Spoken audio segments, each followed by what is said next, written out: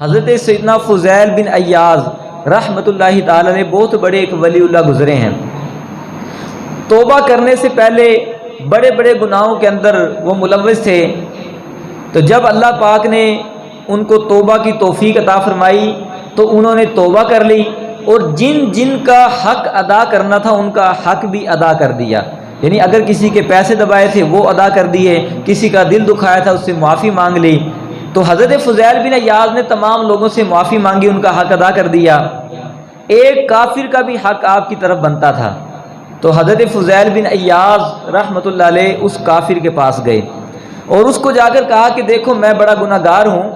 میں نے اپنے رب کے حضور پکی سچی توبہ کا ارادہ کر لیا ہے، اور میں اپنے رب کے حضور توبہ کرتا ہوں، تمہارا بھی ایک حق میری طرف تھا، تو میں تم سے معافی مانگتا ہوں، تم وہ حق مجھے معاف کر دو۔ تو وہ کافر کہنے لگا غیر مسلم کہ میں نے یہ قسم کھائی تھی کہ میں تمہیں اس وقت تک معاف نہیں کروں گا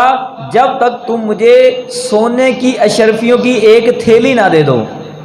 حضرت فضیل بن عیاض رحمۃ اللہ علیہ فرمانے لگے یہ میں کہاں سے لے کر آؤں گا، یہ تھیلی کہاں سے آئے گی؟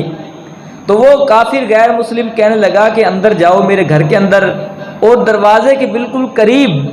ایک تھیلی پڑی ہے اور اس کے اندر سونے کے سکے موجود ہیں، وہ تھیلی تم لا کر مجھے دے دو، میری قسم بھی پوری ہو جائے گی اور لہٰذا میں تمہیں معاف بھی کر دوں گا۔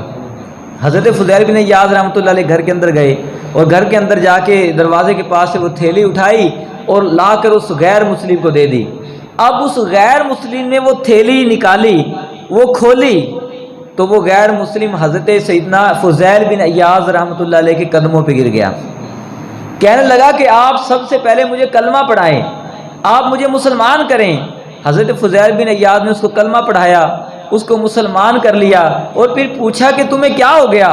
کہ یکدم تم نے توبہ بھی کی، کلمہ پڑھنے کی تم نے التجا بھی کر دی، کیا وجہ بنی؟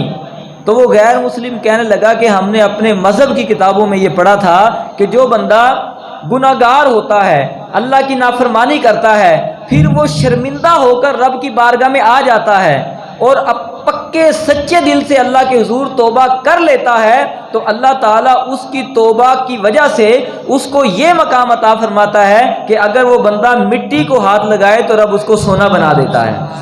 جو ایسی پکی سچی توبہ کرتا ہے۔ تو میں نے تمہارے اندر وہ پکی سچی توبہ کی ایک کرن دیکھی، تو لہٰذا میں نے آزمانے کے لیے تمہیں یہ کہا کہ تم وہ تھیلی لے کر آؤ۔ اس تھیلی کے اندر سونے کے سکے نہیں تھے، اس تھیلی کے اندر مٹی رکھی ہوئی تھی، لیکن تم نے توبہ کی، تمہارے ہاتھ لگنے کی وجہ سے رب کائنات نے اس کو سونے کے سکوں کے اندر تبدیل فرما دیا۔